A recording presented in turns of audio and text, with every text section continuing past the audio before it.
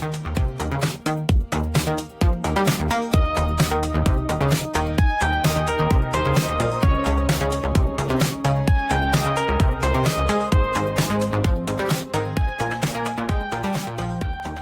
up, everybody? Welcome back to the Dental Pipeline podcast. Here, as always, with my absolutely good-looking co-host Sam Jolly. How you doing over there in Cali, Sam? Doing good, man. Just this last week, we got moved in. This next week, we start orientation. So super excited, getting ready to dive into the D1 year over here at Loma Linda. So life is good. No complaints here. What about you? How's it been being off your break and diving back into school for the fall semester? Yeah, well, that's super exciting for you. I'm super excited for you, and we've talked about this a bunch. But for me, the break was nice. Had a nice week off. Luckily, didn't have to do any retesting during that week, so just spent some time with the wife and her family. They came out to visit, so did some fun things and back in the grind. Starting endo tomorrow, um, oral surgery on Thursday. It's gonna be a good time. So yeah, it's been fun. Um, but so today we have a pretty exciting episode. If you've been following us, we are kind of in this little DAT mini series where we've covered what the DAT is very briefly. Today we're going to dive into that a little bit deeper.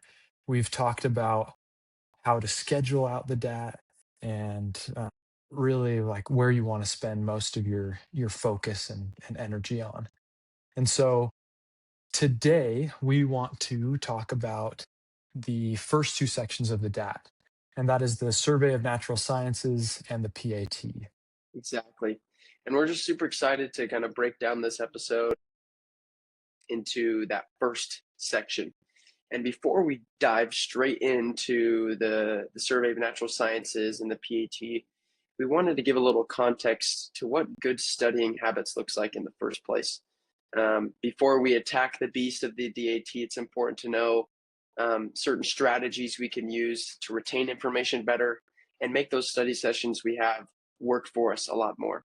So first thing, when you go to take the DAT, it's essential that you have already taken General Chemistry 1 and 2 with their labs, Organic Chemistry 1 and 2 with the lab, and Gen Bio 1 and 2 with the lab.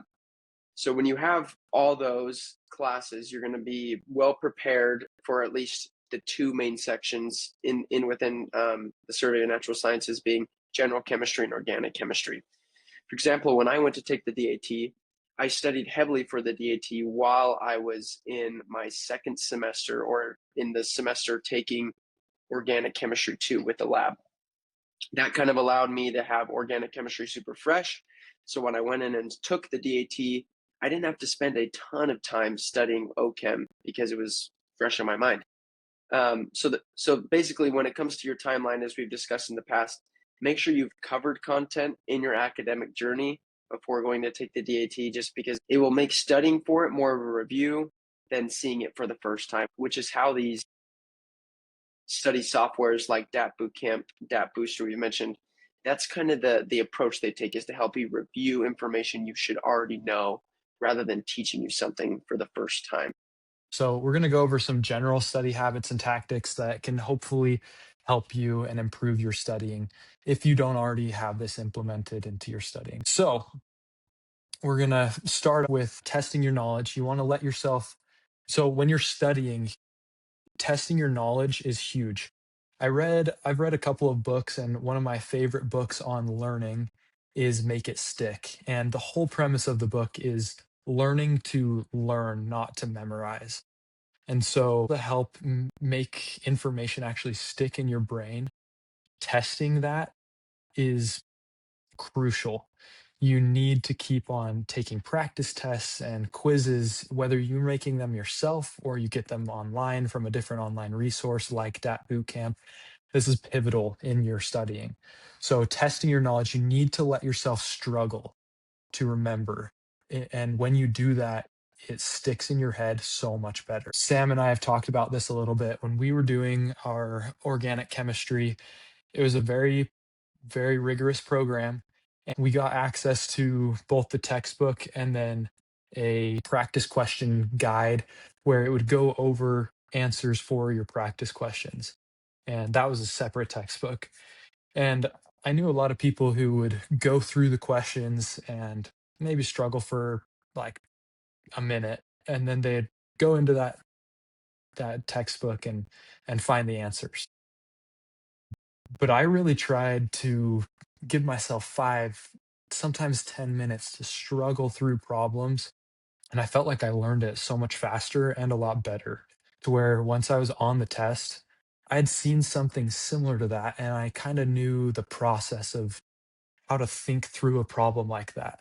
And where the DAT is gonna be slightly different, you are gonna have organic chemistry on it, so that will be super helpful if you can do stuff like that. Totally. And another thing that I think is huge with learning is something called spaced review.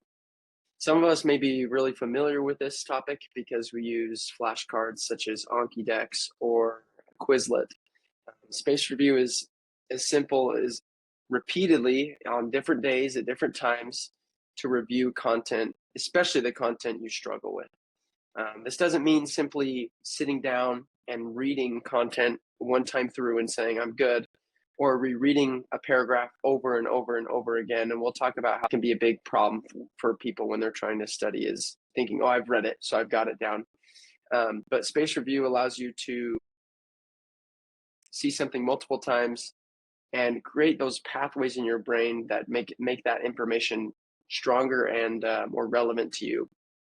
In connection with space review, one thing that's really heavily mentioned in this book, Make It Stick, that Russell mentioned, is this idea of interleaving. And interleaving, what that simply means is instead of sitting down for 3 hours to study organic chemistry, you spend 45 minutes on biology, and then you spend 30 minutes on organic chemistry, and then you spend 30 minutes or 45 minutes on general chemistry. Doing it in that way kind of gives your brain a little break, but it also integrates all that information. And so by doing it that way, it allows you to learn not just the information in these isolated moments, but everything becomes integrated in your memory, making it stick a lot more. Hence the name, Make It Stick, right? This book. So that's a super crucial when you're going into study for the DAT. Don't simply sit down and check off all the organic chemistry boxes you set for yourself that day in your plan or in your schedule.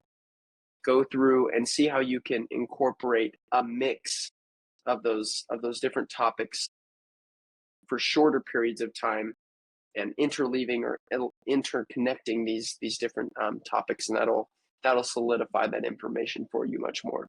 Yeah, there was a really cool story that it had in that book regarding this, and it was about this football team. The coach was trying to teach the players a couple of different plays. He had like a list of 5 different plays that he was trying to have them master and really have it stick in their heads. And so first off, they tried just doing one play over and over and over and over and over and over for 30 to 45 minutes, like the full practice, just trying to do that one play. And they would come back and some of them would still struggle or whatever it was. But then when he started to finally do, okay, we're going to do this play twice, and then we're going to switch and do a different play, and then we're going to switch and do the third play, and then go back to the first play. First, you're getting a little bit of that spaced review, which is super good for learning. But then you also your brain switching back and forth.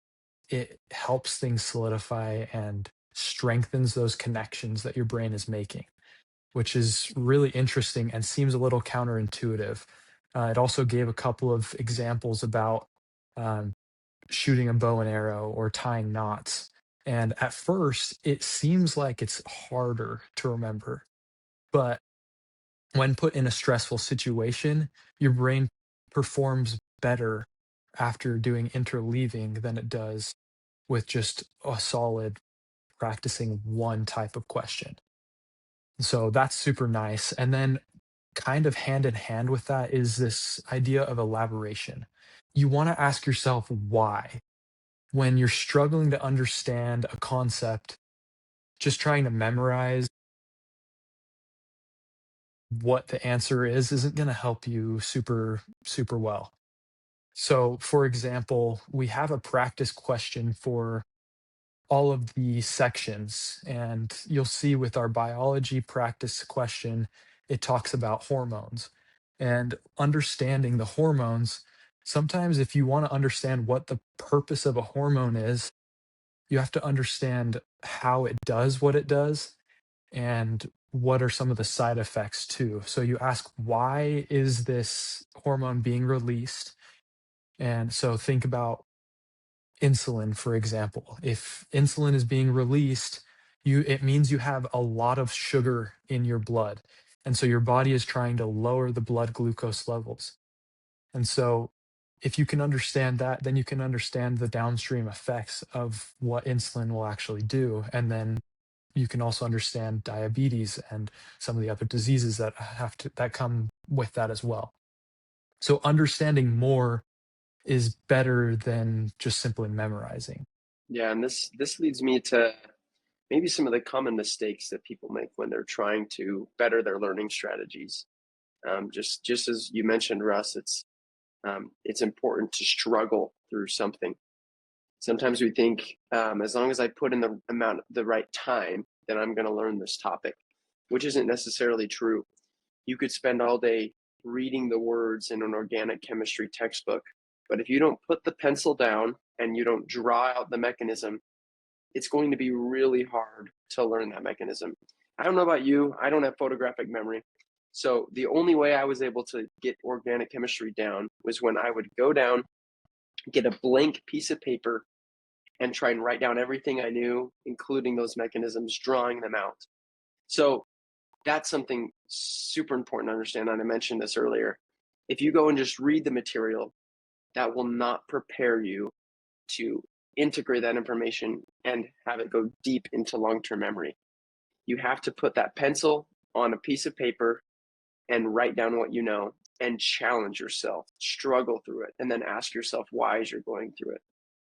And then also, when you're going through things, you already know what's hard for you to remember and what's not. Some things you may find an interest in and it comes super easy, like that. Certain topics within biology. Other topics, maybe not so much. Those are definitely the ones you want to focus on. Like Russell said, to a certain extent, we want to make the weak things become strong within our study habits. So when we find those weak topics, we need to spend a little bit more time, but not just more time, but more conscious effort of asking why and testing that ability. So with that, in connection with that, watching a video again, reading a passage again, just because it's hard isn't going to do it. It takes working through those problems. Struggling in that difficult situation is going to really cause learning to occur. So, and we have this really cool quote that learning that feels easy often doesn't last. Learning that feels difficult usually lasts longer. And that's it. That's basically the summary of studying.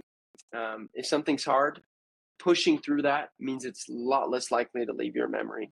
So just push through it and keep going. So now that we've given you a little bit of an overview of how to study, some tips and tricks, some of the pitfalls of studying, some of the distractions that can come up, we want to jump into the breakdown of these different sections within the DAT, starting with the Survey of Natural Sciences. Okay, so the Survey of Natural Sciences is a beast. It's tough, and this is where the majority of, I think, my time was spent studying for the DAT because there's just so much information that you need to know. So the Survey of Natural Sciences broken down, it's 100 questions, it's 90 minutes long. You don't have that much time, so you have less than a minute per question. So we're going to talk about some of the study strategies for this and the tactics for the test that you can kind of go about. But we want to leave you with the caveat that we're not professionals in taking the DAT, and resources like DAT Bootcamp or DAT Booster are going to give you really good study techniques and tricks. So this is really just a deeper dive into the test so that you understand what you're getting yourself into. So the first section is biology. You have 40 questions. There's 3 sections in the Survey of Natural Science. So biology is the bigger section of the 3. The other two sections have 30 questions. And so this is an extremely comprehensive, very large in scope test that covers content from a lot of different biology courses. So microbiology, biochemistry, even general biology, plant anatomy. You have everything is fair game. They just want to see how well you can study and how well you can do against peers that are also studying the same information. And so you can start by doing a spaced review for the biology section. Bootcamp and Booster, they both have Anki decks that are pre-made, and you can use those to start quizzing yourself. I personally didn't use Anki uh, for the biology section, and I probably should have. It probably would have helped a little bit. But if you use Anki or Quizlet, there are those free available decks that you can just start studying off of.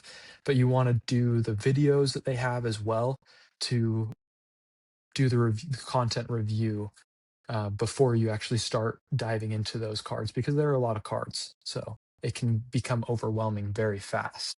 Definitely. A huge thing to remember with biology, like Russell said, is it's so comprehensive. So you're going to take a different approach than you will for general chemistry and organic chemistry, where those are a little more mechanism heavy, like more being able to apply information.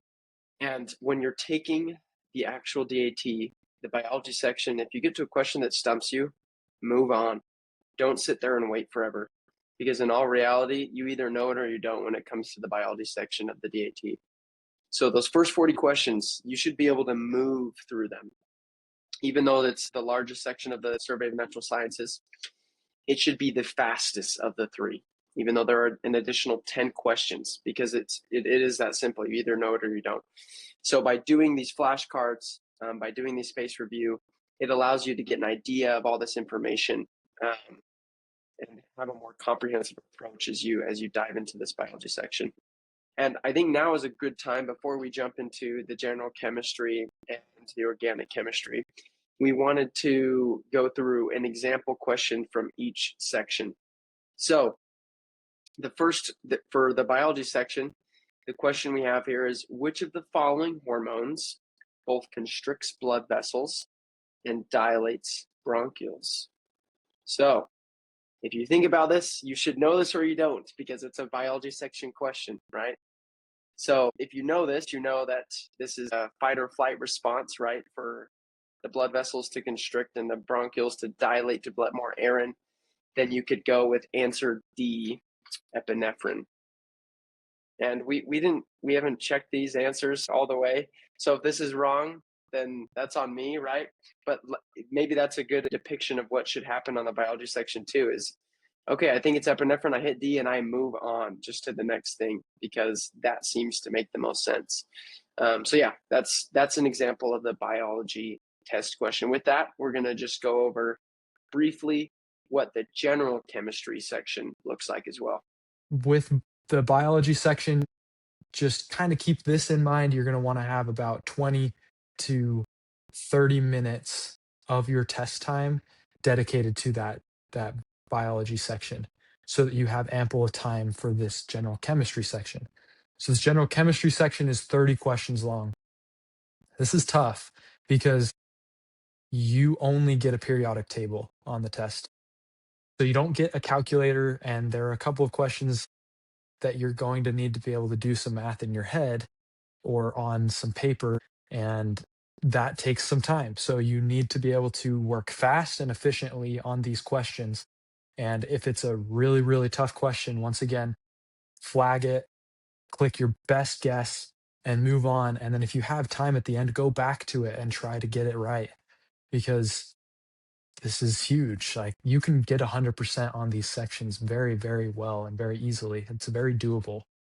So these are best learned by doing a lot of practice problems. That's really all we can say for this section. You just need to know general chemistry like the back of your hand, because you don't have that much time. You need to be able to work fast and efficiently. So That's really all we have to say about that one. Definitely. And then what we're going to see now is another example question for the general chemistry section of the DAT. So what you'll see here, this is similar to the biology section. It's kind of a definition or knowledge based question. If you don't know what the ionization energy is, sorry, you're just not going to get this question, right? You're going to have to guess.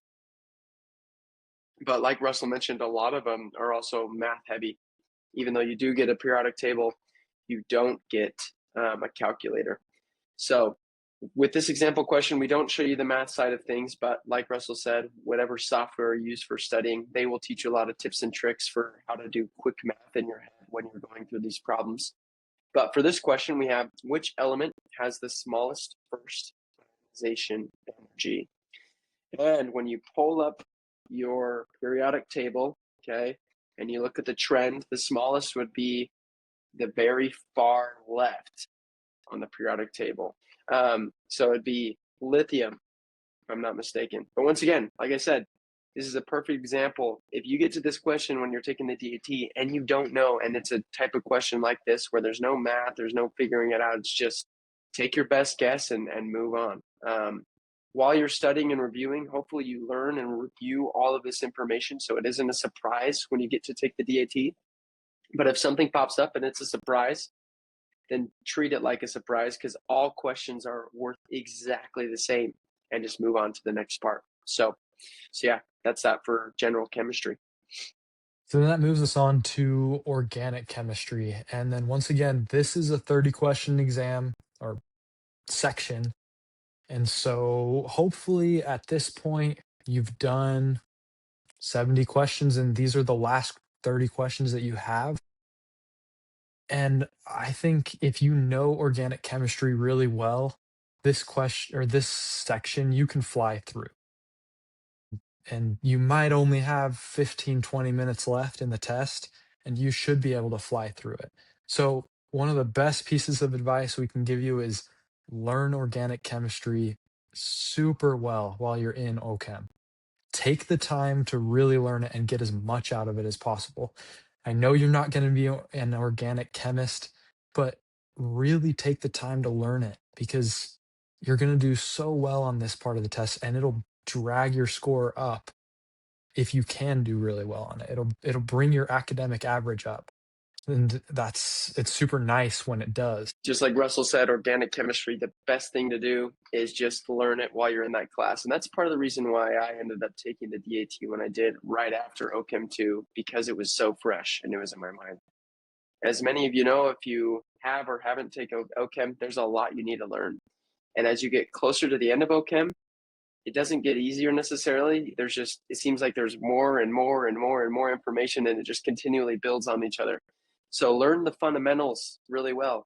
Learn the stuff that gets stacked on top of those fundamentals really well, because it will benefit you in the long run, especially when you're studying for the DAT. So with that in mind, we have this question.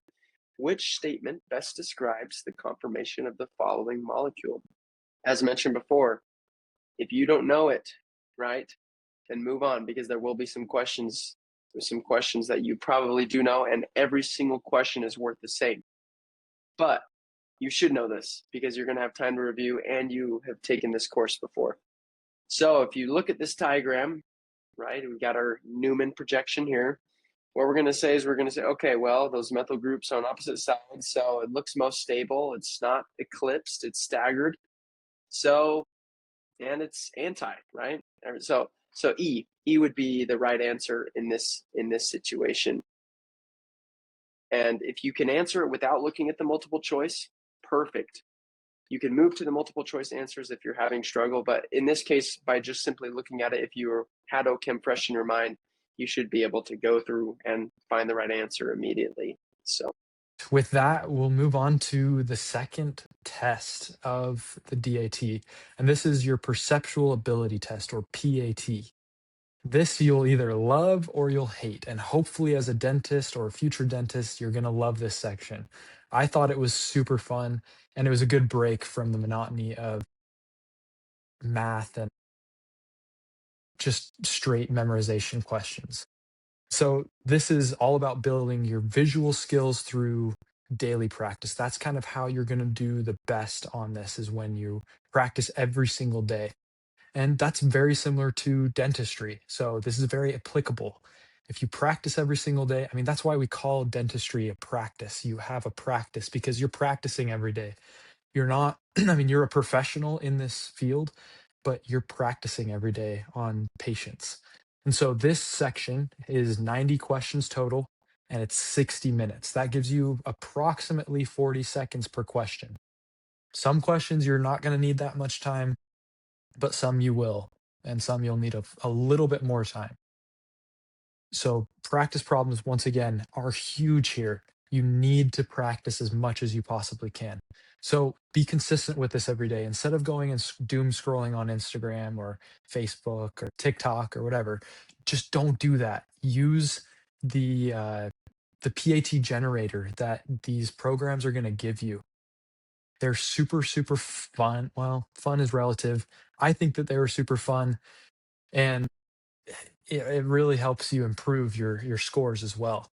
So you're going to have keyholes or apertures. That's going to be 15 questions. And then top front end questions, 15. Angle ranking, 15 questions. Hole punching, 15 questions. Cube counting, 15 questions. And pattern folding.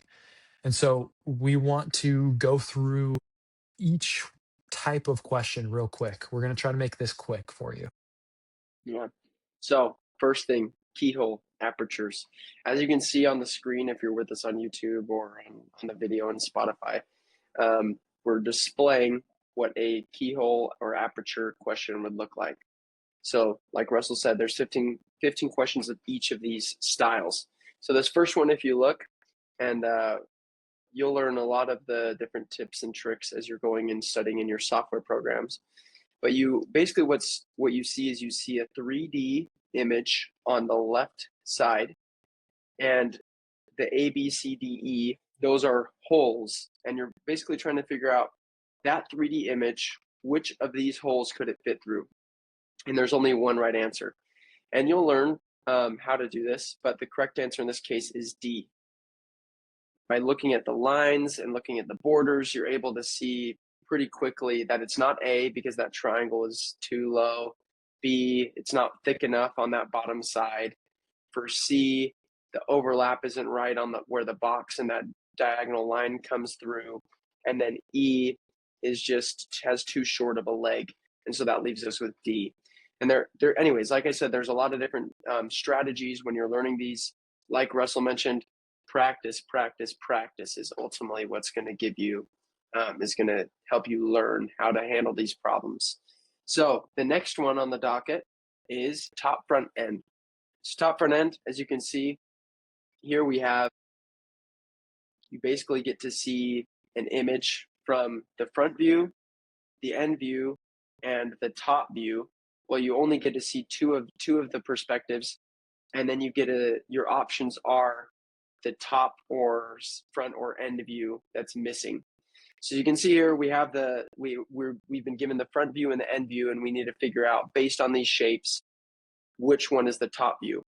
Dotted lines means that there is something there, whether that's the block has stopped or there's an angle or whatever.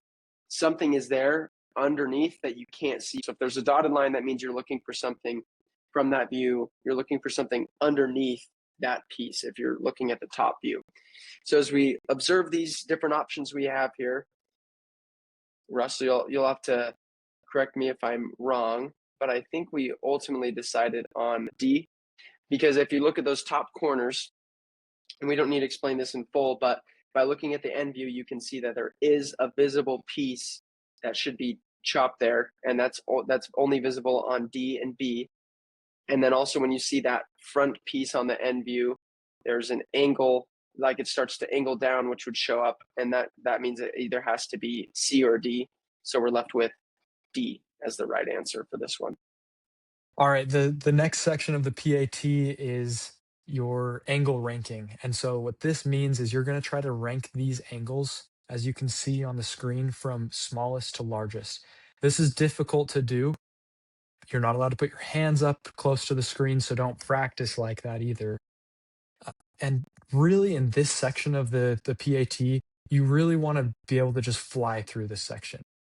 It's tough. I started off super well, and I was getting like 14 or 15 right every single time I would do 15 questions, and then it just went downhill. And it's okay if it does. You just want to try to get through them as fast as you can, try and rank them as fast as you can. There are tricks that you'll learn, but don't use your precious PAT time on angle ranking, because every other section, if you practice them enough, you can almost guaranteed get 100% on them.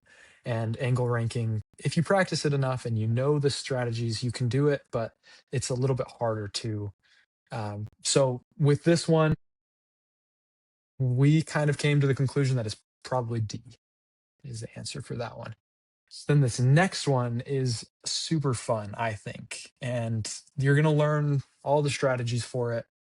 But just real quick, you're going to be getting this scenario where they fold up a piece of paper and then punch a couple of holes in the paper. And then what your task is you have to unfold that in your mind and tell them where all those holes are going to be after unfolding the papers. So with this is one of the more simple ones, and the correct answer would be B. Pause the video and see if you can't figure this one out, right? That fourth one, when you fold it down, you see the punches.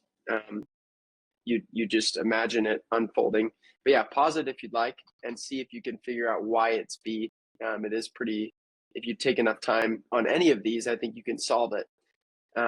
But that's what makes the PAT hard, is you're on the time crunch. So pause it if you'd like and see if you can go through it.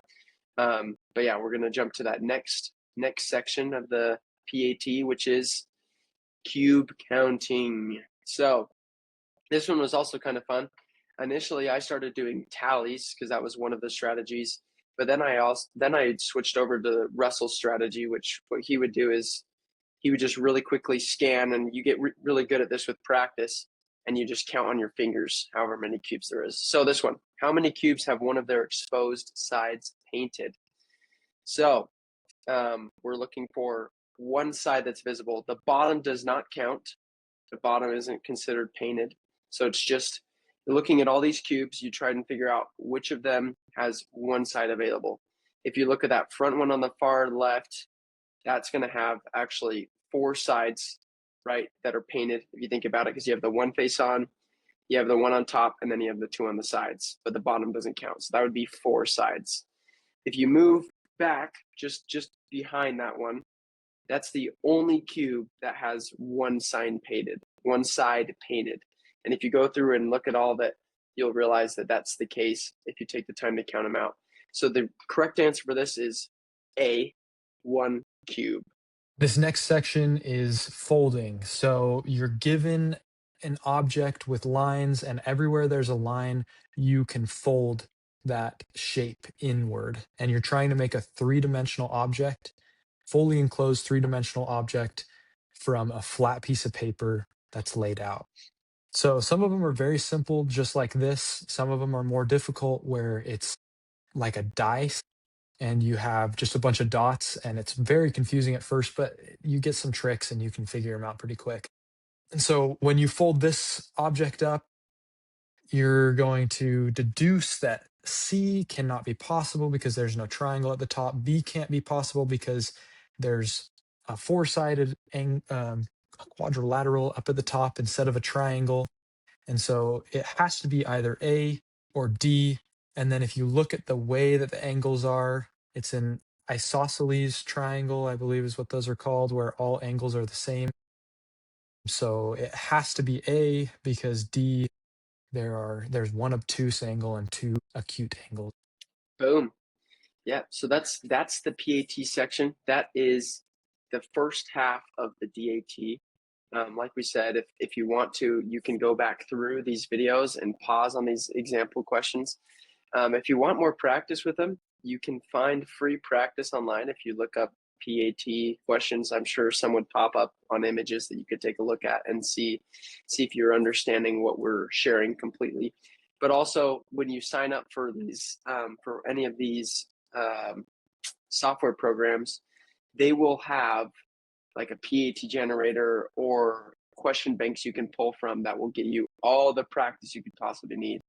I think when I used DAT Bootcamp, I used every single question except for the PAT segment. There were just a ridiculous amount of practice questions in their question banks for the PAT that even when I feel like I did a PAT section, practice section every single day while studying for the DAT, and I still didn't get through all of them. So there's plenty of practice out there because these software programs and everyone knows the best way to learn PAT is practice. So at this point, you would take a 30-minute break for the DAT, which is why we're going to take a break. It may not be 30 minutes, but we are going to take a break here. And this is where we're going to end this episode. And in the next episode, we'll pick up reading comprehension and quantitative reasoning. And we'll also talk a little bit more about some study or some test taking strategies and how to use your practice tests to the best of their ability, or how to use them, how to take advantage of the practice tests you'll be given. So there's that. Stay sweet, but not too sweet. Otherwise, you'll get cavities. We'll see you next time on the Dental Pipeline.